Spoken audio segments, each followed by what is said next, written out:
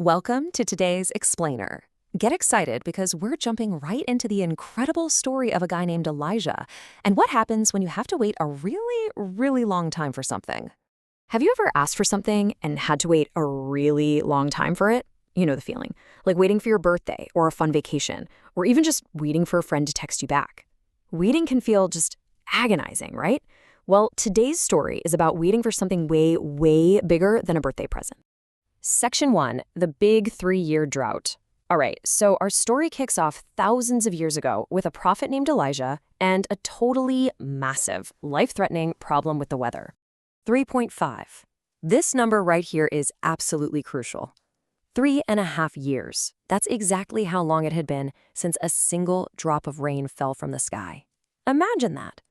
No rainy days, no splashing in puddles, no water for the plants to grow. The ground was just completely dried up, cracked and dusty. The rivers were gone. It was a serious, life-threatening crisis for literally everyone. Now, you might be wondering, was Elijah some kind of superhero? Because he was a famous prophet, you might think he had superpowers and never got upset. But actually, the text tells us he was subject to like passions as we are. Basically, that's just an old school way of saying he was a totally regular guy with feelings just like you and me. He got hungry, he got thirsty, he got tired, and he for sure felt the heavy stress of this giant drought pressing down on him. Moving on to section 2, try again. So Elijah goes all the way up Mount Carmel to pray for rain, but his faith is about to be seriously tested. Just picture this incredibly stressful waiting loop they were stuck in up on that mountain. It's blazing hot. Elijah puts his head right down in the dust and prays earnestly, asking God with all his heart for rain. Then he sends his servant to go run and look out toward the vast sea to check that endless blue sky for any sign of a storm. And the servant comes back with bad news. No rain. Not a single drop. The servant's reports were basically a broken record. Time 1, nothing. Time 2, no cloud. Time 3, 4, 5, 6, still absolutely nothing but endless blue sky. Can you even imagine how deeply discouraging that would be?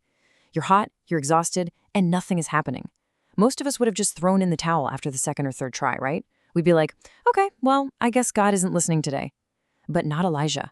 He refused to give up in discouragement. He persevered. This brings us to section 3, searching inside the heart. Because what's really fascinating here is what Elijah was actually doing while he was sitting on that mountain getting no after no. Searching your heart means reviewing your life to see where you might have failed to honor God and checking for hidden bad habits. And instead of throwing a tantrum, Elijah used that brutal waiting period to do exactly this. He looked deep inside. He realized that compared to God, he was nothing. He reached a point where he entirely renounced himself, meaning he completely let go of his own ego and pride, and he clung to his faith as his absolute only strength. Section 4, a very tiny cloud. Because once Elijah fully let go of his pride and trusted God entirely, something truly amazing finally happened. On the 7th try, the answer finally arrives. The servant comes running back with this dramatic report. Behold, there ariseth a little cloud out of the sea, like a man's hand. Just picture that. After 3.5 years of scorching, completely clear blue skies, a cloud. And it wasn't some massive storm front yet. It was literally just a tiny, wispy thing, the exact size of a human hand. But to Elijah, that tiny little cloud was a huge, beautiful promise. The heaven gave rain, and the earth brought forth its fruit. See, God honored Elijah's faith.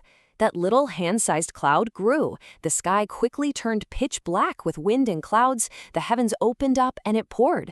The long, terrible drought was finally over. The dry ground just drank up that water, and the earth could actually start growing green plants and fruit again.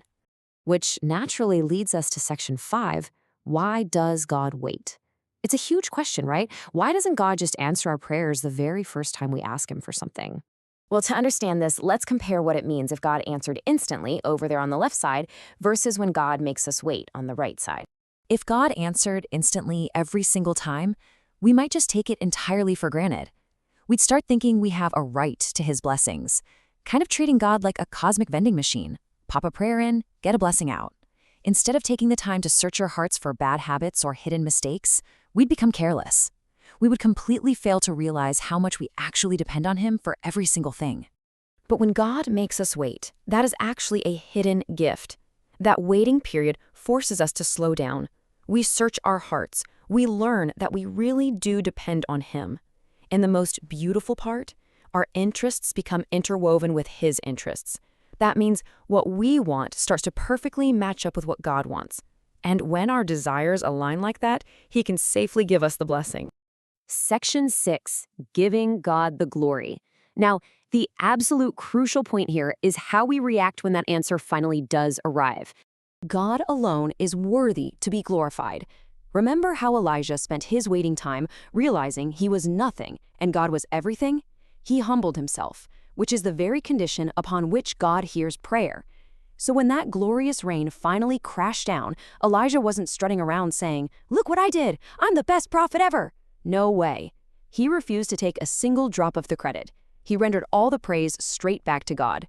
So next time you have to wait for an answered prayer, what will you be searching for in your heart? I really want to leave you with that thought. Whether it's a prayer you're waiting on or just something you really, really want in life, remember Elijah up on that hot mountain. Don't give up in discouragement. Use that waiting time to search your heart and interweave your interests with God's. Think about it and let that completely change how you wait. Thanks for tuning into this explainer and keep learning.